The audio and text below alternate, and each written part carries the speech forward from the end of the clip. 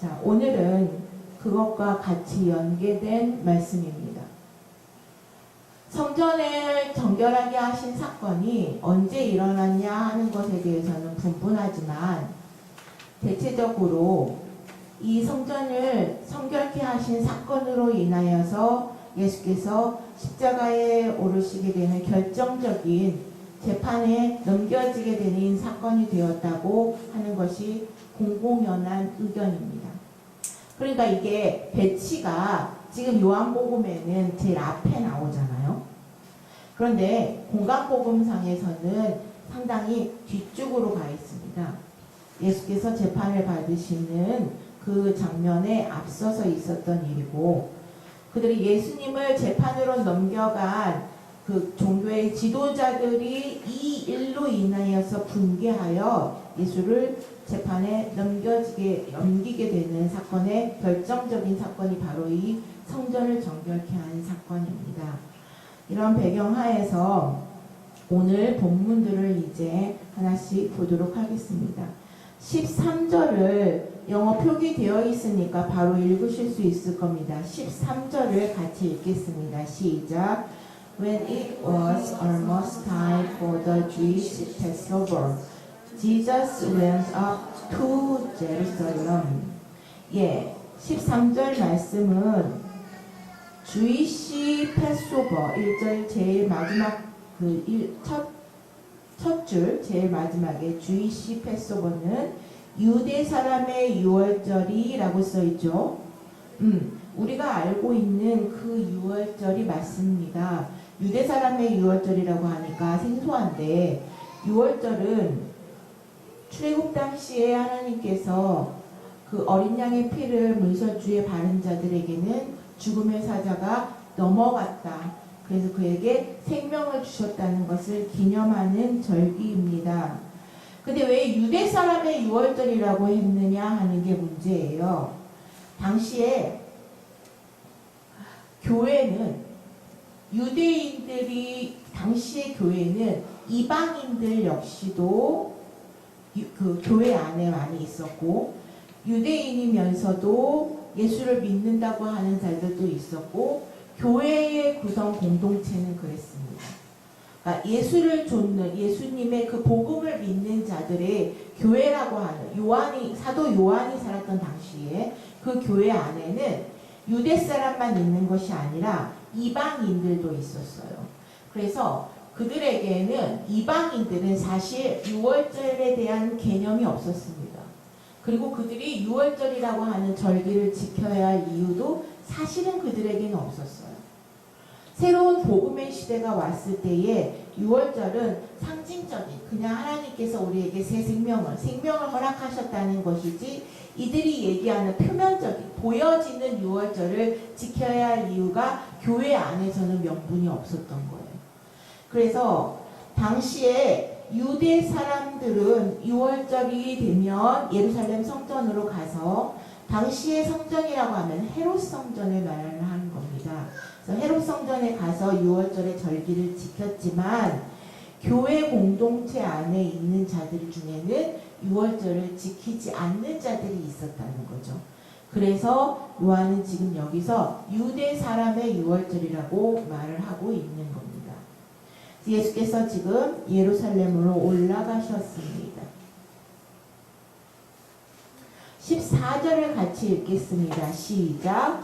In the temple courts he found men selling cattle, sheep and doves, and others sitting at tables exchanging money. 예, 14절 처음에 in the temple이라고 해서 성전 안에라고 하는 거죠. 성전 안에서, 여기서 court는 밑에 써있듯이 뜰입니다. 뜰. 성전이나 성막의 구조는 여러분들이 몇 번 들었습니다만 세 자리가 있어요. 성전을 이제 들어가게 되면 여기에 나오는 뜰이 있습니다. 이 뜰에 물두멍, 물항아리, 지난 시간에 얘기했던 그 물항아리가 놓여져 있는 거고요. 그 다음 이제 성소로 지나가고 또 지성소로 들어가는 이러한 세 단계 개의 구조들로 이루어져 있었습니다. 근데 막 들어가서의 그 성전 뜰이라는 얘기예요. 자, 그 뜰에서 예수님이 뭘 보셨냐 하면 소와 양과 비둘기 파는 사람들과 또 돈을 바꾸어주는 exchanging money라고 해서 환전한다고 하죠. 돈을 바꾸어주는 사람들이 앉아있는 것을 보시게 되는 겁니다. 예수께서도 6월절이 돼서 예루살렘 성전에 오셨는데 이분에게 제일 처음 보인 게 뭐냐면 마켓이요. 마켓. 시장입니다. 하나님, 그래서 이분이 그 밑에 이제 구절에서 이제 뭐 아버지의 집에 대한 개념을 살피는데 또한 예수께서 기대하신 게 뭐냐면 성전 뜰에서 예배하고 있는 자들을 볼 것을 기대하셨는데 장사를 하고 있는 겁니다. 성전 뜰에서 예배하는 자들은 누구냐 하면 하나님을 믿긴 믿어요. 하나님을 믿는 그 믿음이 있는데 아직 할례를 받지 않는 자들이 있었어요. 유대인의 종교로 귀화했지만 아직 할례는 받지 않는 이방 족속들이 있었다는 겁니다. 그래서 그들이 할례를 받지 않은 거로 인하여서 더 거룩한 장소인 성소에까지 나아갈 수 없고 그 다음에 할례를 받은 자들과 함께 더불어 예배를 드릴 수가 없었어요.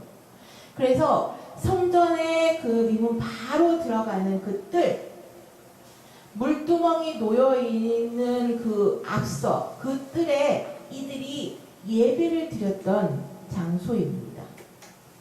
그래서 예수께서는 무엇을 기대하고 오셨겠어요? 그럼 예배 드리는 사람들을 기대하고 오셨을 겁니다. 그런데 지금 무엇을 하고 있는 거예요?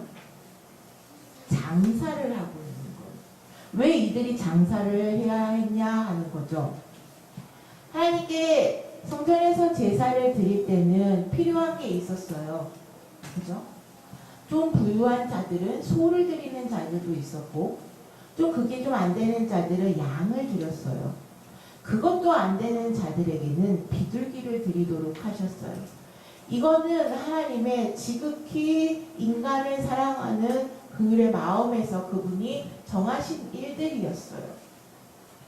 그런데 이 소와 양과 비둘기를 파는 일들을 지금 누구에 의하여서 하냐면 당시에 성전을 관장하고 있던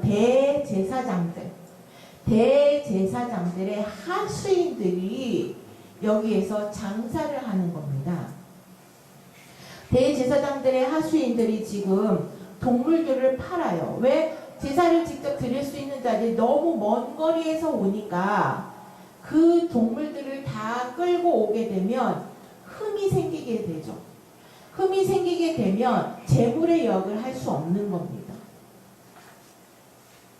그렇기 때문에 이들도 역시 마찬가지로 자기의 편의에 의하여서 성전까지 와서 동물을 사는 거예요.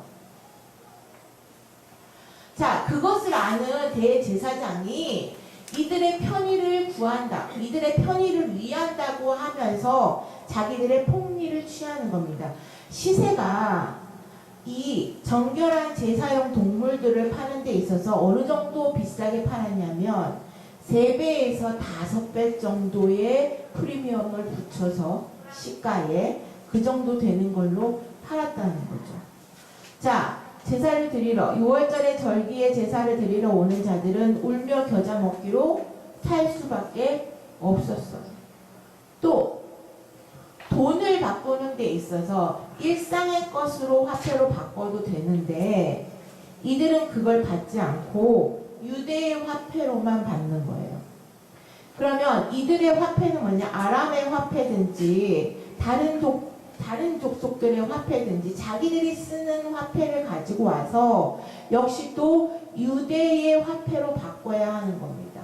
이 과정에서도 역시 환전의 폭리가 있었다는 거예요. 그러면 그걸 누가 다 취해가는 거예요? 대제사장. 대제사장은 하수인을 시켜서 그러한 일들을 하는 거예요. 자기의 그 성전에 오는 자들의 제사를 드려야 한다는 것을 빙자해서 자기의 유익을 지금 취해가고 있는 겁니다. 자, 하나님은 그것을, 예수께서는 지금 그것을 못마땅하게 노하시고 그걸 이제 둘러 엎으십니다. 15절 같이 읽을게요. 시작.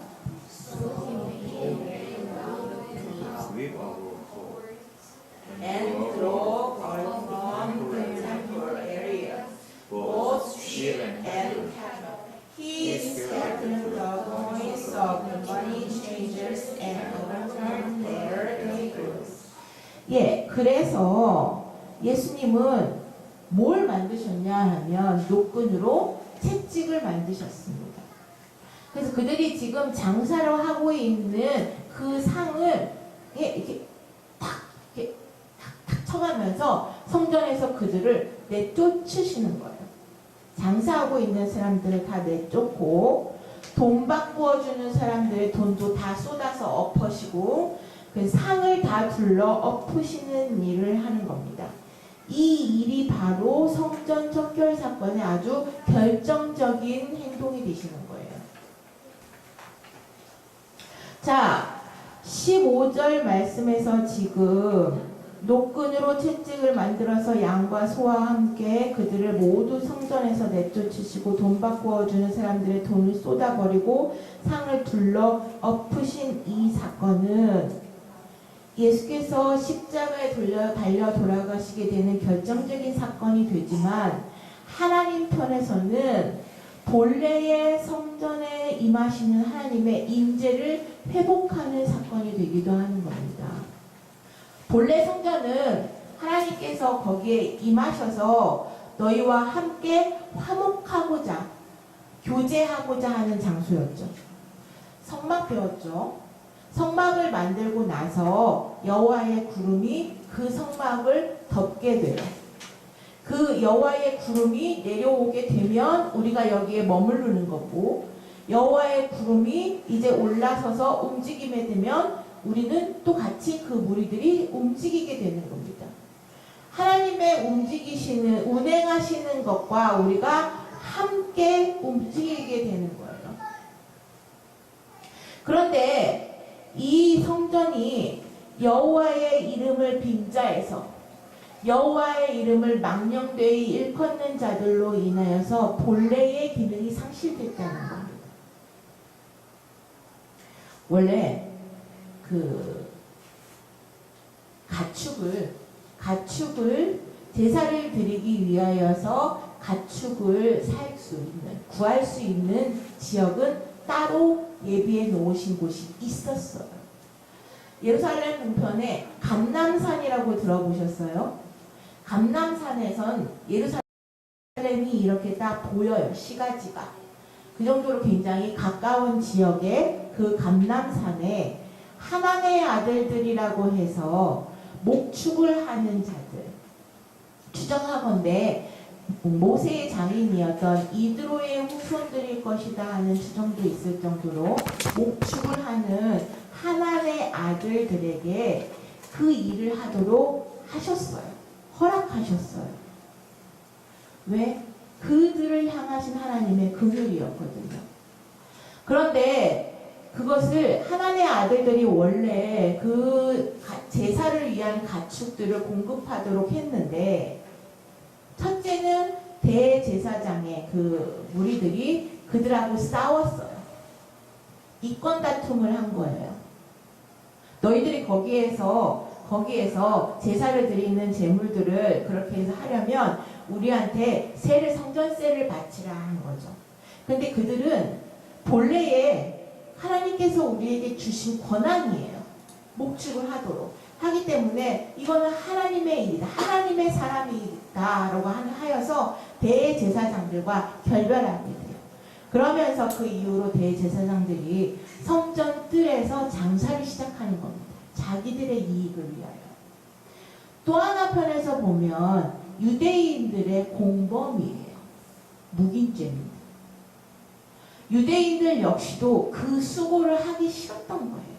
뭐냐면 감람산에서 성전까지 오려면 언덕을 내려와야 돼요. 사실상 우리가 봤을 때는 큰 언덕은 아닙니다. 근데 이들에게는 그 언덕이 산이라고 표현할 정도로 지형이 그러기 때문에 이들을 거기서부터 흠이 없게 데려오려면 무단한 수고와 집중하는 것과 헌신이 필요했던 거예요. 근데 그것을 하지 않은 거죠. 성전에 오기 위하여서 그 짐승을 끌고 거기까지 안전하게 흠이 없게 하기 위한 수고를 아끼기 위해서, 하지 않기 위해서 이들이 대제사장의 하수인들이 성전들에서 장사하는 것에 대해서 아무도 반기를 들지 않았다는 거죠. 이거는 역시 우리에게 주는 교훈이 있습니다. 우리 역시도 하나님의 이름을 빙자해서 그분의 영광을 돌린다 하며 자기의 유익을 좇는 자들이 이 시대에도 있죠. 또 하나, 내가 나의 어떠한 그 수고를 아끼기 위해서, 하지 않기 위해서 잘못된 것들에 대한 것을 묵인하고 침묵하고 하는 공범의 죄 역시도 범하고 있다는 거죠. 그 산을 내려오면서 성전까지는 사실상 얼마 걸리지 않습니다. 그 수고조차도 하려고 하지 않았다는 거예요. 그 나태함에 대해서 지금 예수께서는 동시에 사람들에게 질타하고 있는 거예요. 16절을 한번 읽어보겠습니다. 이제 시작. To those who serve those said,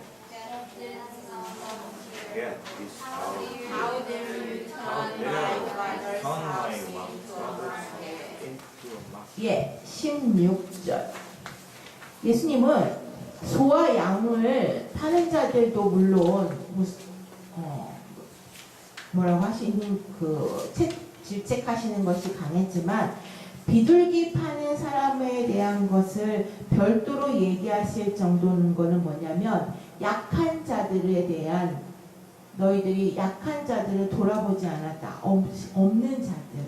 그리고 하나님께서 그 형편을 아셔서 비둘기로 제사를 드리게 할 정도로 하나님의 배려, 하나님의 그 사랑, 하나님의 긍휼하심에 대한 것을 완전히 역으로 배반했다는 거죠. 그것에 더 노하신 표현이 지금 16절에 지금 나오는 겁니다. 비둘기 파는 사람들한테 뭐라고 하시냐면 이것을 걷어치우라는 겁니다. 이들을 다 걷어치워라. 내 아버지의 집을 어떻게 장사하는 곳으로 만들 수가 있느냐 하고 굉장히 꾸짖으시는 이야기예요. 자, my father's house. 내 아버지의 집이라고 했을 때 내 아버지의 집이라면 이 집의 주인은 누구죠? 하나님이죠. 그런데 마켓이 되었을 때는 주인이 누가 되는 거예요? 그죠? 장사꾼이 주인이 되는 거예요. 지금 성전의 주인이 바뀌었다라고 예수님 뭐라고 하시는 거예요? 본래의 성전은 아버지, 하나님 아버지, 여호와께서 주인이신데 너희들이 어떻게 사람이 주인이 되어버리게 만들었느냐라고 무엇이라고 하는 겁니다. 자, 어떻게 아버지께서 우리의 주인이 되시냐면 1장 내용을 좀 기억을 해볼게요. 1장 내용을 좀 가보면 말씀이 육신이 됐다. The word became flesh라고 해서 말씀이 육신이 됐다. 우리 가운데 오셨다는 거죠. 우리의 육신 가운데 오셔서 거기에 장막을 쳤다. dwell이라고 해서 거주지를 삼았다라고 하는 겁니다. 자, 아버지의 집을 성전이라고 지금 얘기하고 있는 건 뭐냐면 말씀이 곧 그리스도가 이 땅에 오셔서 우리의 육체 가운데 집을 지으셨다는 거예요. 무슨 집? 하나님 아버지의 집을 우리 가운데 지으셨다는 거예요. 그럼 성전은 지금 보이는 성전이기는 하지만 그거는 상징적인 의미고 정말 주인이 내 몸이 내가 나 자신이 하나님 아버지의 집으로 그분이 주인이 여호와께서 주인이 되신 집이 되어야 하는데 너희들은 지금 이 자신 너의 유익을 쫓은 사람이 이 본래의 성전의 주인이 되어버렸다 하고 예수님이 꾸짖으시는 거예요. 17절을 읽겠습니다. 시작. His disciples remembered that it is written, Zeal for the house will consume me. 한국말은 알죠?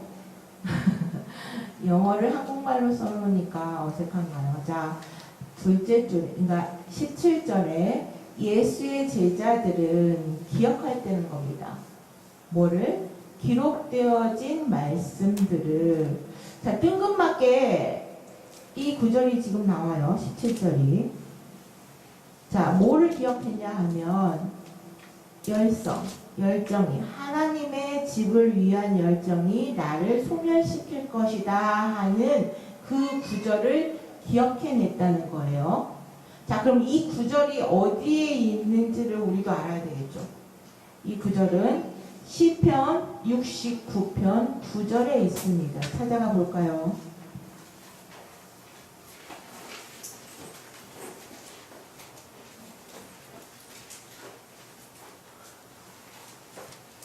시편 69편 9절 구약성경 850페이지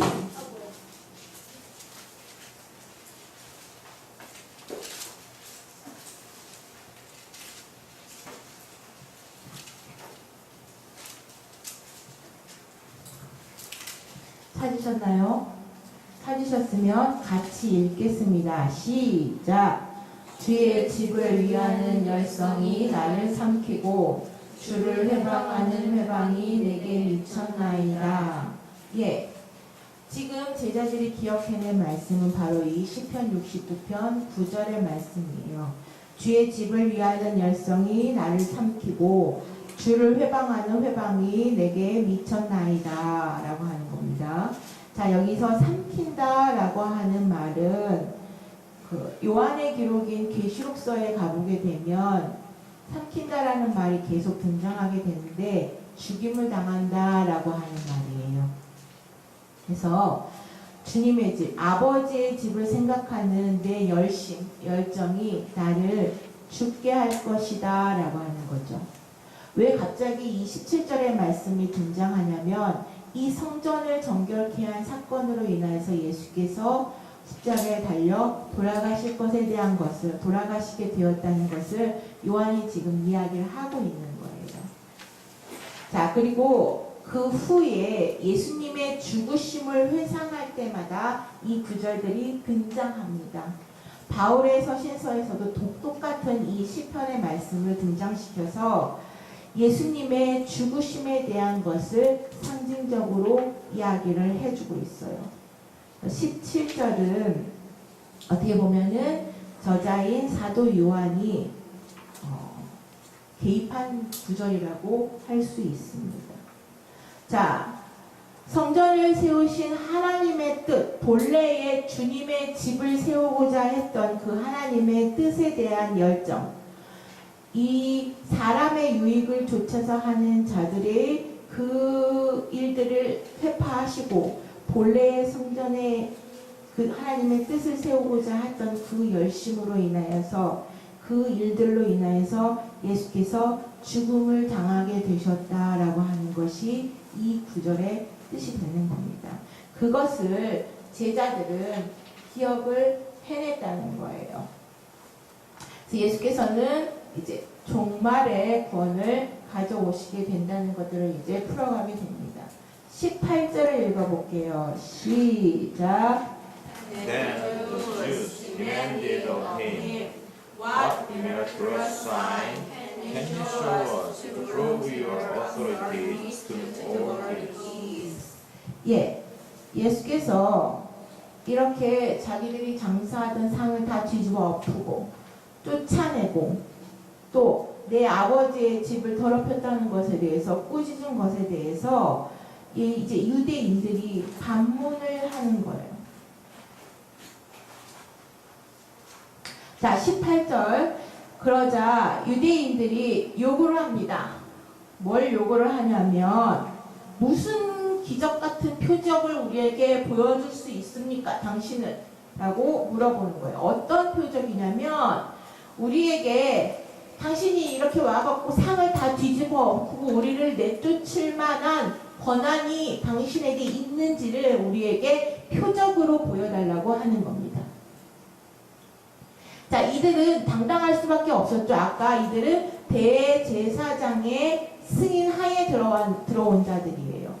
그렇기 때문에 성전의 주인으로 알고 있었던, 성전을 담당하고 관장하고 있었던 대제사장의 가수인데 어떻게 갑자기 이 사람이 우리들을 내쫓을 수 있냐고 막 반문하는 거예요. 데모하는 겁니다. 자, 또 하나는 이들이 여전히 보이는 것, 구습, 옛것에 구속되어 있다는 것을 요한이 얘기하고자 하는 거예요. 지난 시간에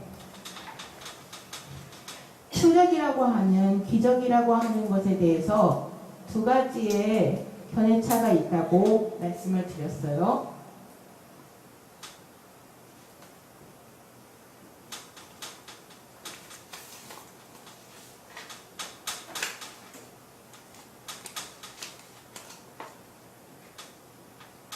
dynamis는 능력, 파워를 얘기하는 겁니다.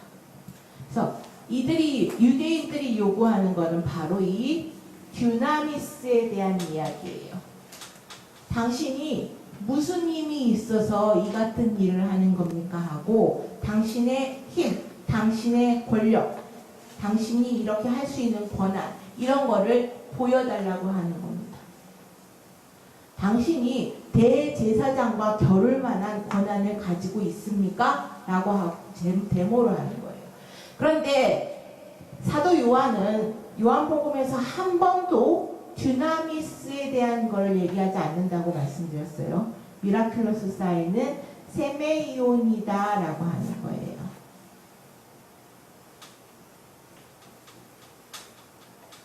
표징이다 라고 하는 거죠. 사인이라고 하는 거는 뭘 가리키는 표시라고 했죠. 무엇을 가리키고 지목하는 표시라고 했습니다. 뭘 지금 보여주는가 하면 이 모든 기적 같은 일들은 다 예수가 메시아이시다 라고 하는 것을 보여주는 사건이라는 거예요. 그리고 예수가 십자가에서 죽으시고 부활하실 것이다 하는 것에 대한 사인이라는 거예요. 근데 지금 유대인들은 뭐냐면 이 사건을 모르지 않습니까? 이것을 생각을 전혀 못하는 거죠. 그래서 인간들 사이에서 그냥 보여질 수 있는 dynamis, 권력, 권한, 이것을 보여달라고 하는 거예요. 시대적으로 이때만 이러는 것이 아니라 지금 시대에도 많은 자들이 dynamis를 요구합니다. 당신의 그러한 모든 복음을 증거할 수 있는 권력과 그 위치와 권한을 사람들은 당신이 무엇을 가지고 있느냐 dynamis를 보여주고 있어요. 그런데 요한이 얘기하는 복음의 모든 그 권한은 다 예수께로 직결된다는 거예요. 사람이 어떠한 능력을 가지고 휘두를 수 있는 것이 아니라는 거예요. 예수의 이름, 그분이 죽으시고 부활하셔서 그분이 이 땅의 모든 자들을 구할자, 메시아로 오셨다고 하는 것에 대한 표징이다라고 예수님은 이제 말씀하시게 됩니다. 19절이죠. 19절 읽겠습니다. 시작.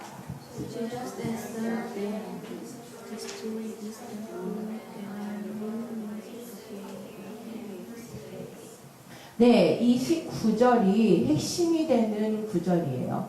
그래서 이 구절을 가지고 성전 말씀이다라고 하는 학자들이 이제 붙여놓은 구절이기도 합니다. 자, 예수께서 그들에게 말씀하셨어요. Destroy this temple. 이 성전을 부서뜨려라.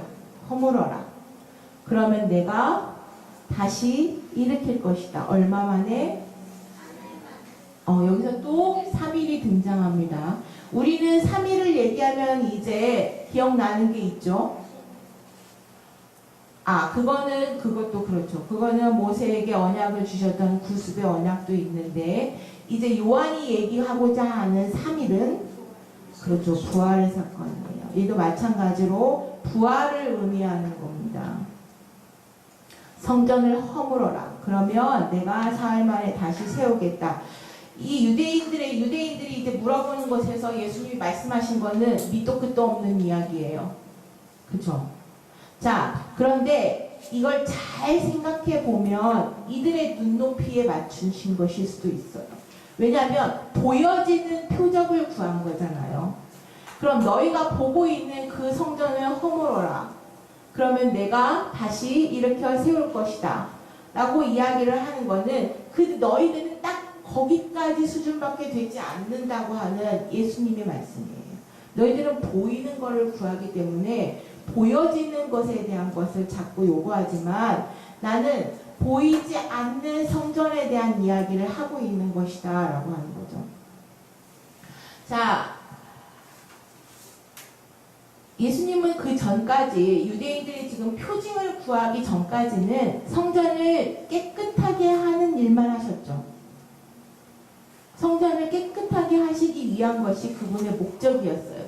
그런데 갑자기 이들이 어떠한 능력을 요구하는 거예요. 그러니까 예수께서 이제 자신이 메시아이신 어떠한 여태까지 메시아에 대한 기적들, 상징적인 것으로 보였는데 이제는 직접적으로 말씀하시는 거예요. 지난 시간에 가나의 혼인잔치에서 예수님의 어머니 마리아가 왜 당신이 메시아이심을 바로 보여주지 않냐고 자신의 정체를 드러내라고 요구를 하는데 예수님이 뭐라고 말씀하셨어요? My time has not come.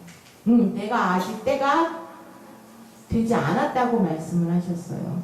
그런데 이제 예수님은 이 사건을 통해서 내 때가 되었다는 걸 아시고 메시아이심을 바로 드러내시는 거예요. 이 구절에서. 자, 데오파르시아라고 하는 겁니다.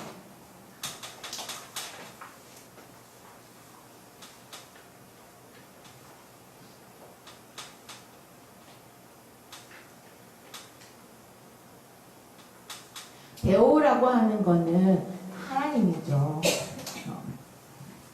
데오파르시아라는 거는 하나님이 거하신다. 그분이 임재하시는 곳에 대한 이야기들입니다.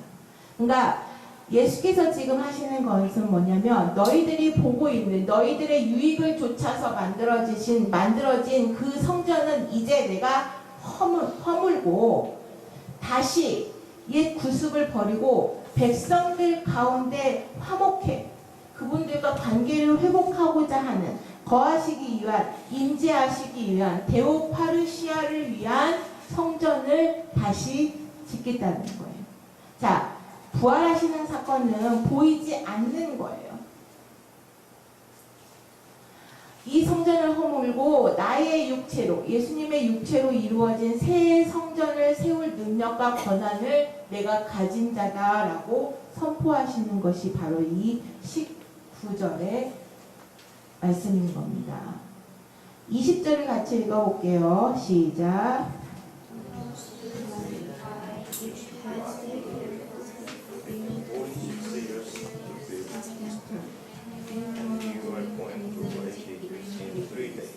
네, 유대 사람들이 여전히 성전을 짓는 데에 46년이나 걸렸는데 헤롯의 성전이에요.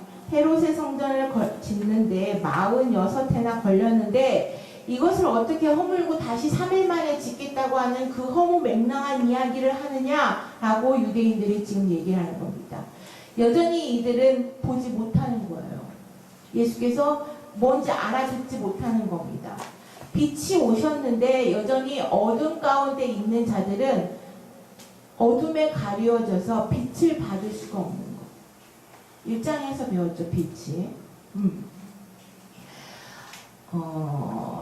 창세기 1장에서도 가셨을 때 하나님은 빛과 어둠을 가르는, 나누는 일을 먼저 하셨습니다. 하나님께서 하셨을 때에.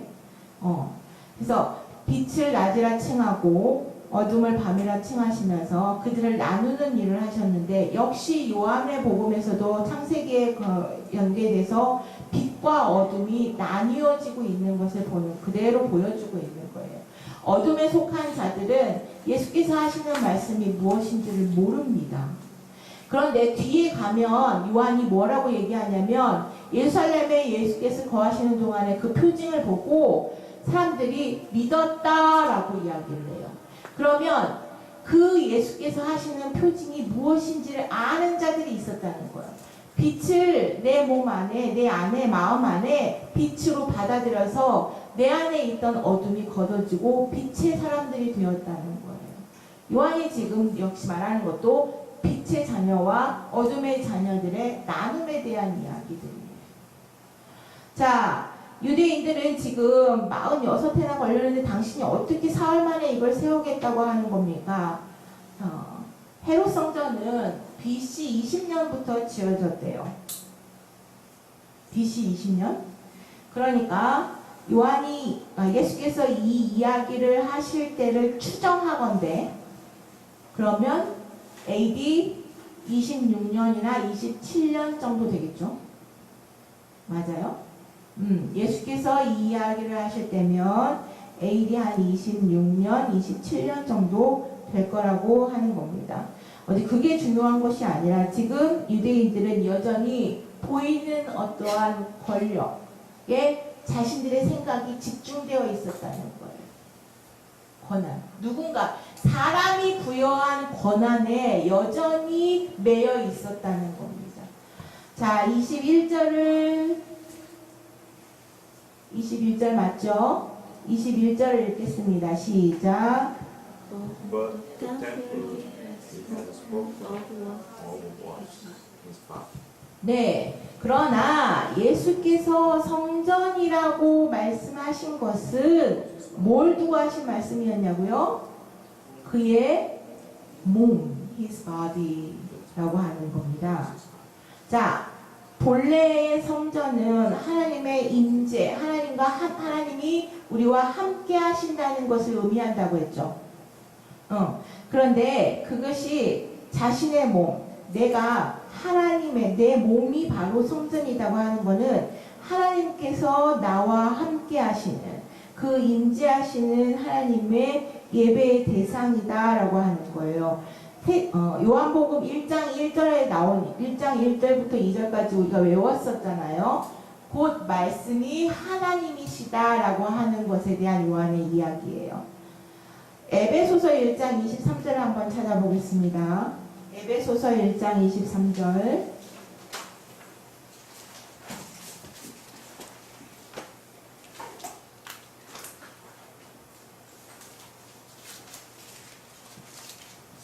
신약성경 311쪽.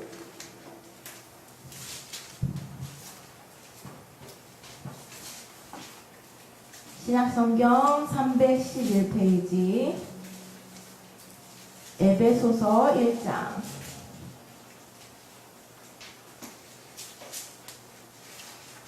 23절.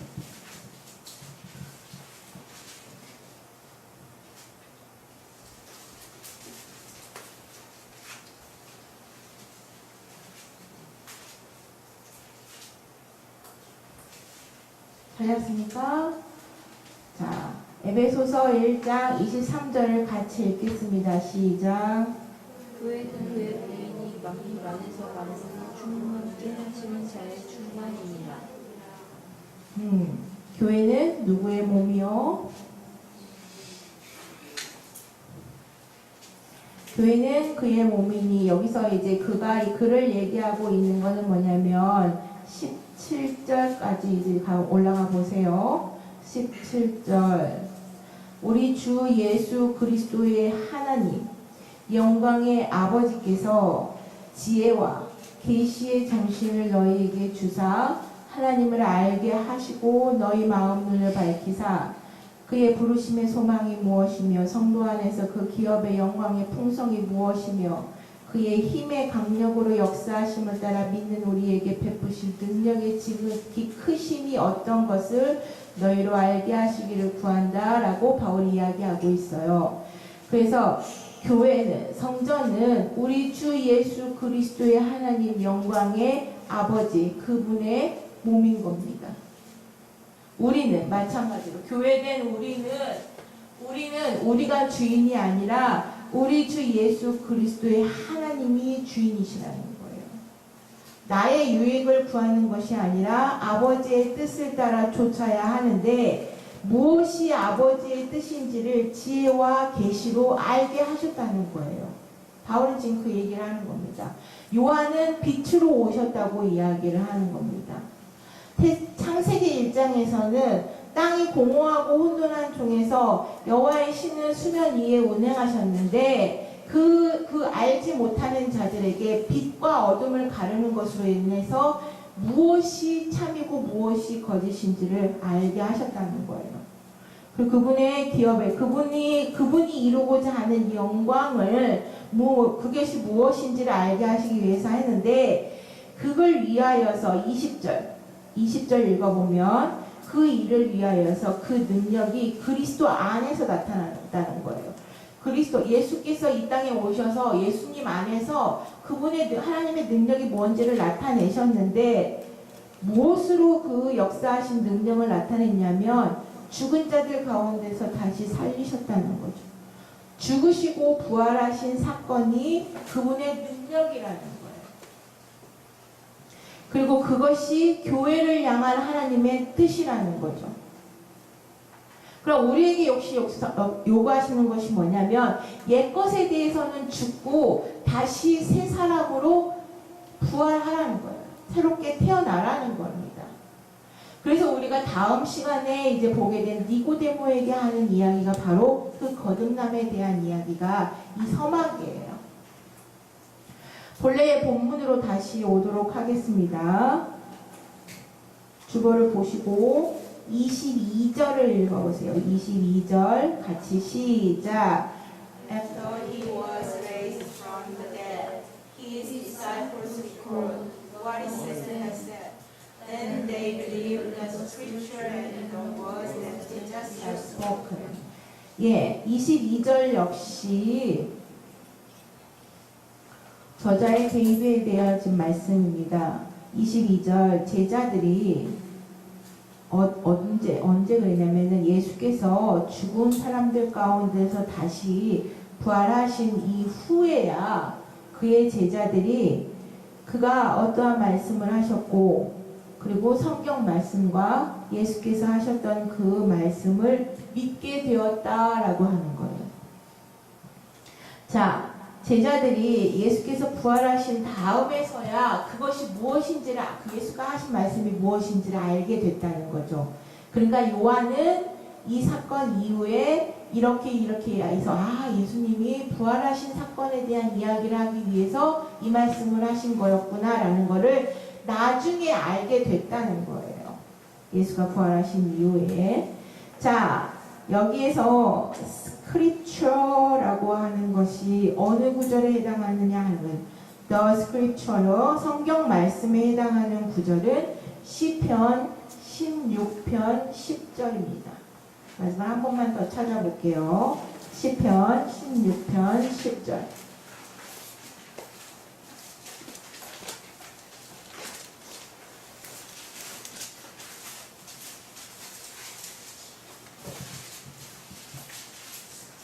구약성경 811페이지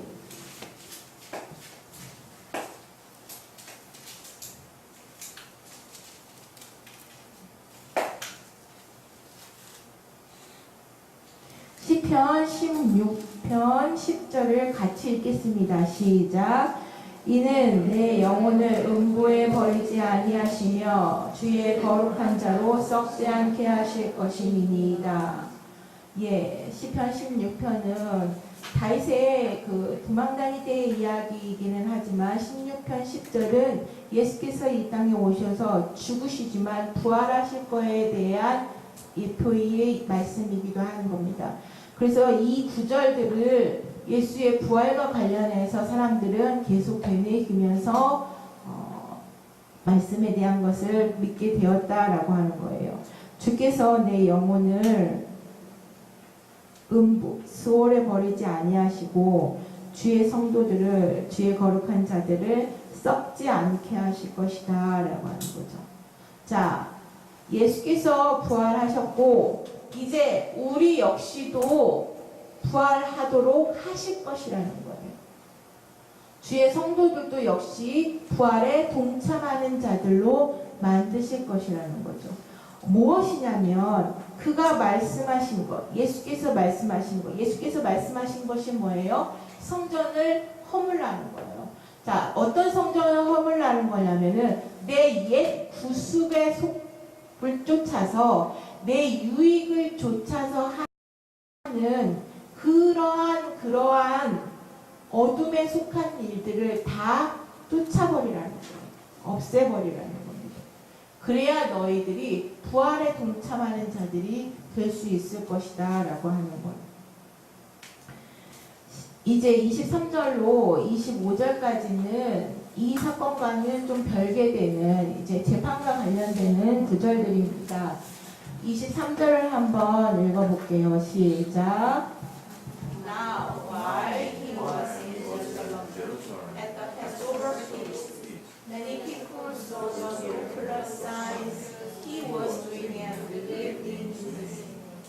제가 아까 앞서서 얘기했죠. 예수께서 예루살렘의 그 6월절 축제 기간 동안에 그 많은 사람들 앞에서 행하셨던 그 표징들을 믿는 자들이 나타났다는 거예요.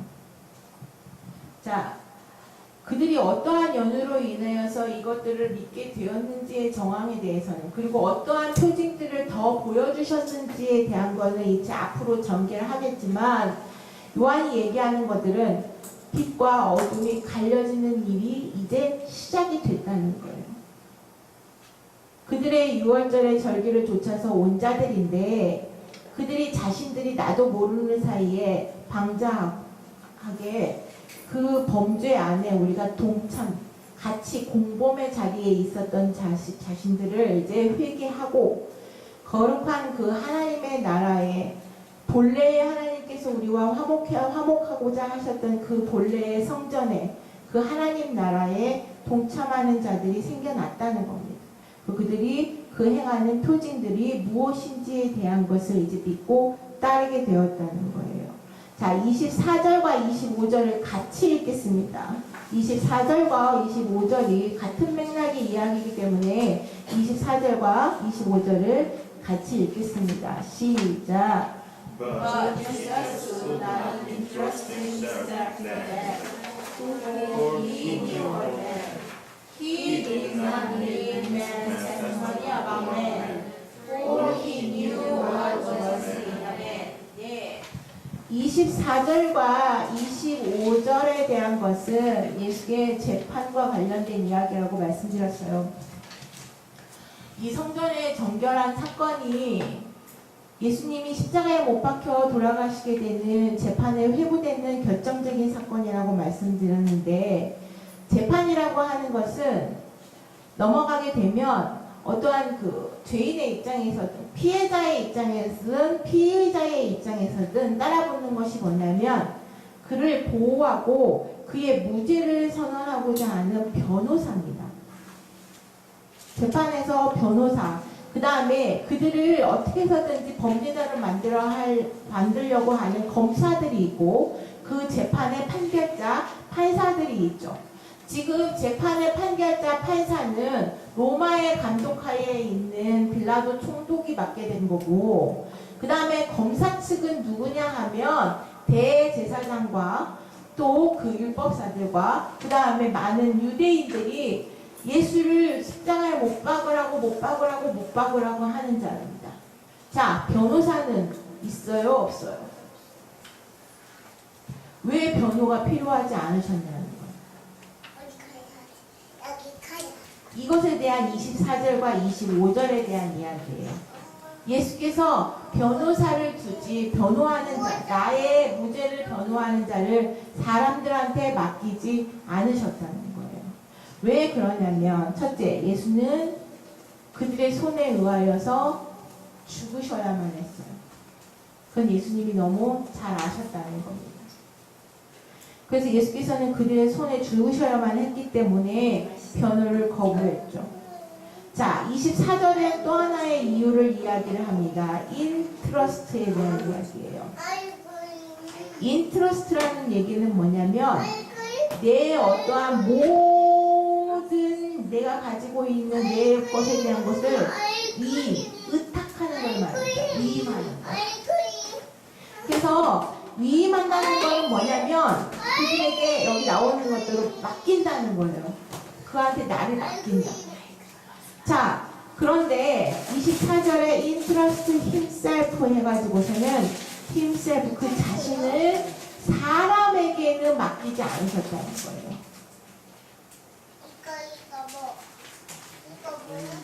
의탁하지 않으셨다는 겁니다. 거기에 대한 이유가 뭐냐면 25절에 어느 누구의 증언도 필요하지 않으셨는데 사람의 마음속에 있는 것을 아셨다는 거죠. 사람의 마음속에 있는 것이 무엇이에요? 성전 척결 사건 통해서 사람의 마음속에 있는 건 무엇입니까? 예, 자신의 유익을 좇아서 여호와의 이름을 팔아먹는 거예요. 그게 사람의 마음속에 있는 거예요. 그들에게 자신의 어떠한 변호를 맡길 수 없었다는 겁니다. 예수 그리스도를 변호할 수 있는 그분만을 오로지 그가 누구인지를 알게 할 수 있는 것은 보내신 자밖에 모르는 거죠. 여호와 하나님밖에 모르는 겁니다. 그런데 그 사람에 의지하고 사람의 말에 쫓아서 자신이 원래 이루고자 하는 하나님의 뜻을 거스릴 수 없다는 거예요. 여호와의 이름을 그들과 똑같이 망령되이 일컫는 자들로 나도 같이 그 자리에 합할 수가 없었다는 이야기예요. 자, 말씀이 육신에서 인간에 대해서 그는 너무나도 잘 아셨어요. 인자이신 그 분이 어린 양이 되어서서 이 땅 가운데서 죽으시고 다시 부활하신 일로 인해서 하늘의 뜻이 이 땅 가운데 이루어지는 그런 일들을 하셔야 했다고요. 실제로 예수께서 돌아가실 때 마지막 남기신 일이 말씀이 뭐냐면 다 이루었다라고 하는 겁니다.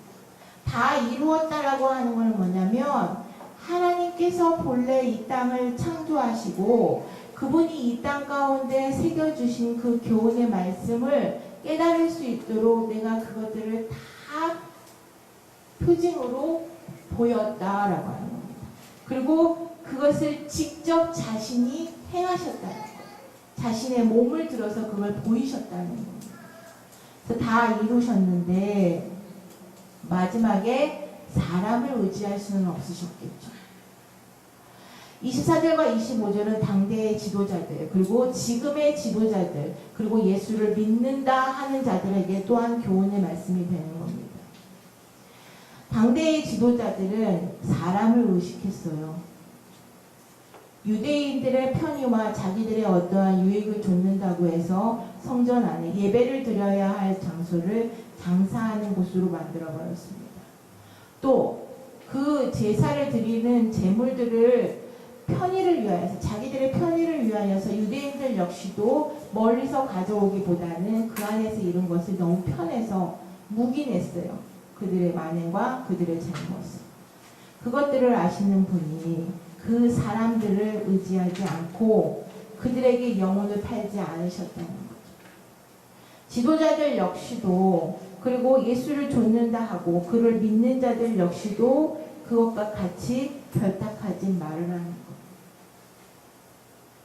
여호와의 이름, 하나님의 이름을 빙자해서 그 이름을 팔거나 아니면 하나님의 영광을 구한다고 하면서 자기의 영광을 취하는 자들에 대한 질책입니다. 또 하나는 하나님의 참 사랑의 의미들을 알게 하고자 하셨던 거예요. 성전 척결 사건은 무엇이냐면 내가 하나님께서는 본래 이 땅을 만드시고 사람을 만드시고 심히 기뻐하시고 아주 아름답고 좋다고 말씀하셨어요. 근데 죄와 함께 결탁함으로 인하여서 사람의 마음 속에는 하나님의 본래의 사랑이 아닌 자기만을 사랑하는 사랑이 자리를 잡게 된 거죠. 그래서 하나님은 만물과 그 만물 안에 충만한 것을 채우실 만한 에베소서의 말씀대로 그 만물 안에 자기의 사랑을 충만하게 드러내셨는데 그 하나님의 사랑에 충만하심이 아닌 악이 가득 차게 되었다는 거예요. 그것을 예수님은 지금 너희가 거룩하라, 깨끗해 하라 라고 이야기를 하고 있는 겁니다. 그래서 예수를 나의 주로 영접한 자들이 제일 먼저 해야 할 일이 뭐냐면 깨끗해 하는 일이에요. 내 몸이라고 얘기하는 내 성전, 교회를 깨끗해 하는 일을 먼저 해야 한다는 겁니다. 거룩하라는 거죠. 출애굽기 3장에 가면 모세가 하나님의 부르심을 받는 장면이 나와요. 거기에서 하나님이 모세에게 뭐라고 말씀하시냐면 내 발에 신을 벗어라 라고 말씀하십니다. 여호수아가 여리고 전쟁을 앞두고 있을 때도 하나님은 여호수아에게 무엇이라고 말씀하시냐면 내 발에 신을 벗으라고 말씀하십니다. 내 발에 신을 벗으라는 것은 뭐냐면 네가 가고자 하는 방향대로 너의 유익을 좇아서 너의 마음대로 갔던 그 방향의 그런 것들을 그 부정하고 부패한 모든 것들을 이제 벗으라는 거예요. 그리고 뭐냐면 깨끗해 정결케 된 신부 지난 시간 혼인잔치에서 얘기처럼 정결케 된 자의 몸으로 하나님 앞에 나오라는 겁니다. 거룩을 먼저 강조하고 있는 거죠. 세상을 쫓고 사사로운 어떠한 욕심을 쫓아서 다녔던 것을 이제 버리고 정결한 신부의 모습으로 하나님 앞에 나아올 것에 대한 것이 바로 이 성전 척결 사건에 하나님 주는 메시지들입니다. 이제 말씀을 맺죠.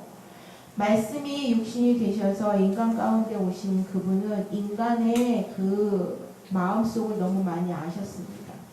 지금도 우리 가운데 오셔서 예수께서 하시는 일은 바로 이 거룩해 하는 일입니다. 내가 혹시나 하나님의 영광을 구한다 하면서 나의 영광을 구하는 것은 없는지, 하나님의 뜻이라고 하면서 자신의 뜻을 구하려고 하는 것들은 없는지, 그리고 하나님의 사랑으로 충만해야 되는데 그리고 나의 유익을 좇은 그 하나님의 사랑을 저버리는 일은 없는지에 대한 것이 오늘 말씀의 메시지입니다. 이제 하나님은 당신을 구주로 이 세상을 이제 구할자로 메시아로 오게 하심으로 인하여서 많은 자들이 하나님 나라에 초청받을 수 있도록 길을 여셨습니다. 화목해 하는 제사의 제물로 오셨어요. 단번에 그의 이름에 힘입어서 우리는 하나님 앞에 당당히 나아갈 수 있게 되었습니다. 첫 번째 조건은 너의 몸, 너의 성전을 거룩해 하라라고 하는 겁니다. 그것이 오늘 성전을 깨끗게 하신 예수님의 말씀인 겁니다. 이 말씀을 이제 이어서 니고데모에게 어떻게 거룩하게 되을 건지, 어떻게 하면 옛사람을 버리고 새사람으로 거듭날 것인지에 대해서 3장에서 이제 니고데모에게 말씀하시는 겁니다. 기도하겠습니다.